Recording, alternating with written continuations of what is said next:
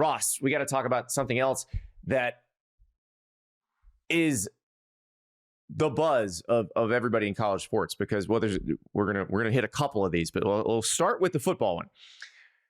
Darien Mensah, the quarterback at Duke.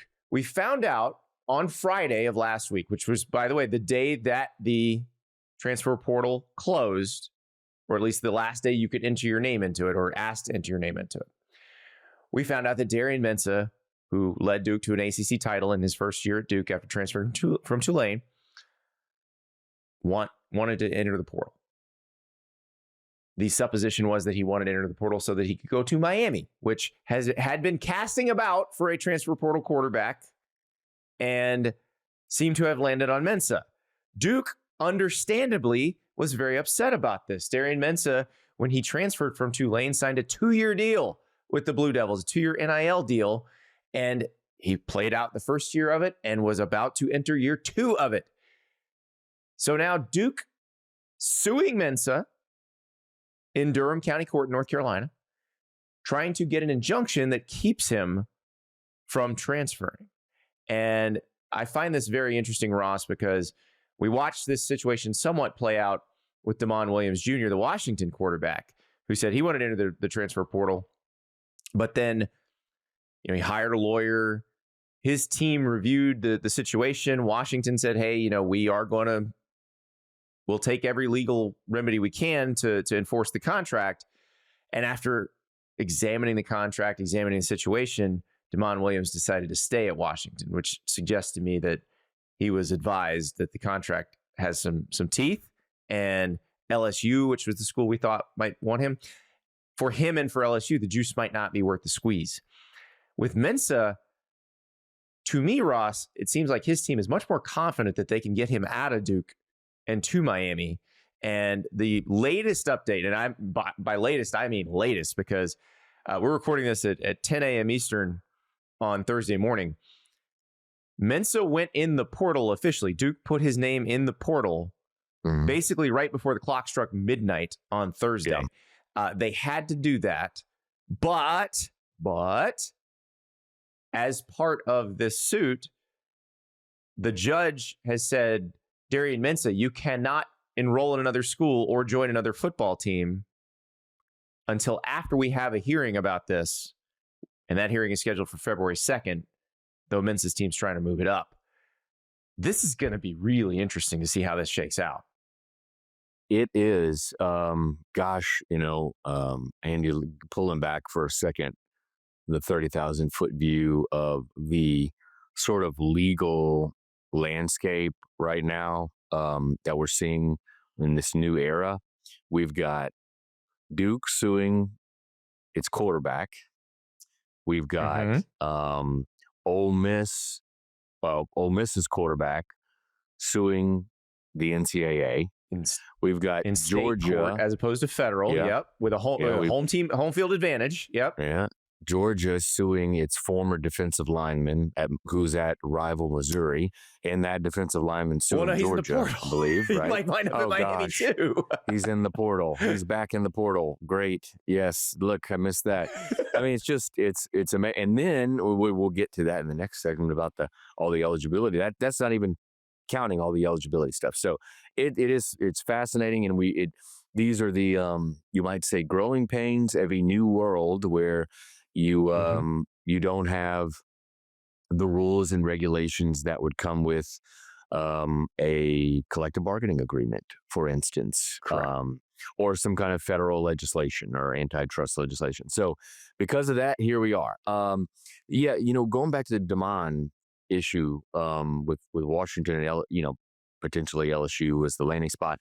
I think there is a thought, at least from the Duke side, that this situation is going to resolve sort of like that one. And it doesn't appear that to be the case, because you would think if that were the case, it would have happened already, that he would have announced that. Well, the same attorney who advised Damon is also representing Mensah. Right. Yeah. So he was involved in both of these cases, and we saw what Damon chose ultimately. Now, Darren's not going to tell you exactly what he told Damon, but if you read the tea leaves on this, they looked at that contract from Washington, which was written by the Big Ten, which, by the way, learned its lesson after dealing with another Darren Heitner client who was trying to transfer to Miami. That would be Xavier Lucas, the Miami cornerback who transferred from Wisconsin last year. Yeah. They added some teeth to that contract. Or not teeth. They just added some specific language that made it a little bit easier to defend. And that's what's interesting to me is, we talk about the schools say they need Congress to pass a bill. We talk about they could collectively bargain with the athletes and have rules that they could enforce. They also could just not change anything and probably write a little more precise contracts. And it would probably keep some of this movement down.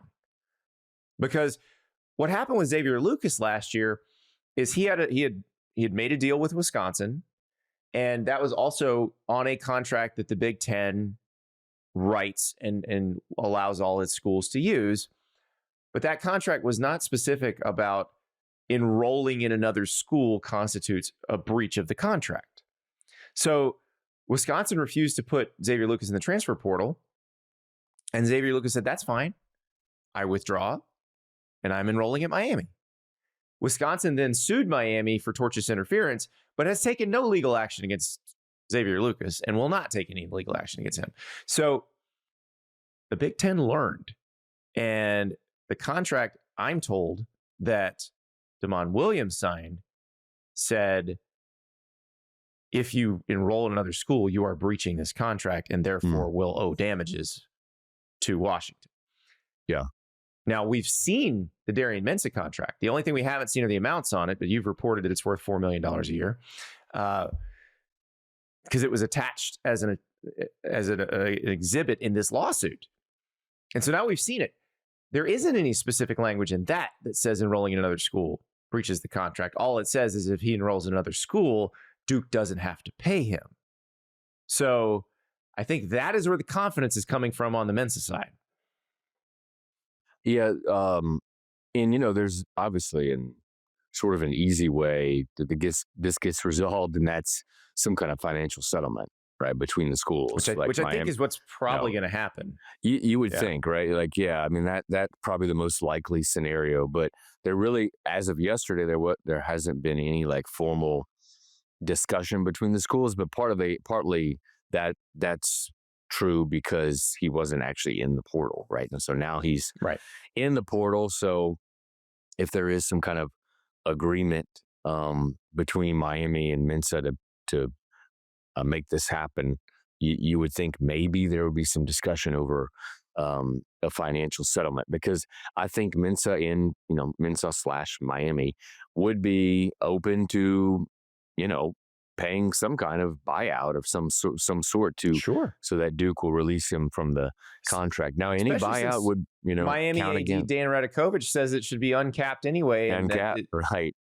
Yes. Wouldn't affect their cap number anyway. So Right. That's another whole story that sort of came out late last week here in Miami from Dan Radakovich and some other athletic directors at fairly prominent schools saying that the cap should be lifted because we don't have enforcement right now. And so either you have enforcement or just lift the cap. And one of them obviously prominently was, as you mentioned, is Dan Radakovich of Miami. And based on those comments, you would think that, they would be fine with just paying some kind of financial settlement. But any buyout they do pay would be counted against, next year's revenue share pool that Miami would have available. But again, we talked about this a few weeks ago with my story on the LSU and the Playfly and how schools are using multimedia rights to go over the cap. I don't know how big of a penalty these reductions are in the rev share, because schools are just continually exceeding it in different ways. And it'll be fascinating this spring, Andy, and this summer, when some of these deals that have been guaranteed to athletes arrive at the College Sports Commission's NIL Go clearinghouse and get kicked out or sort of remain in limbo under review. The athletes are at risk of being deemed ineligible.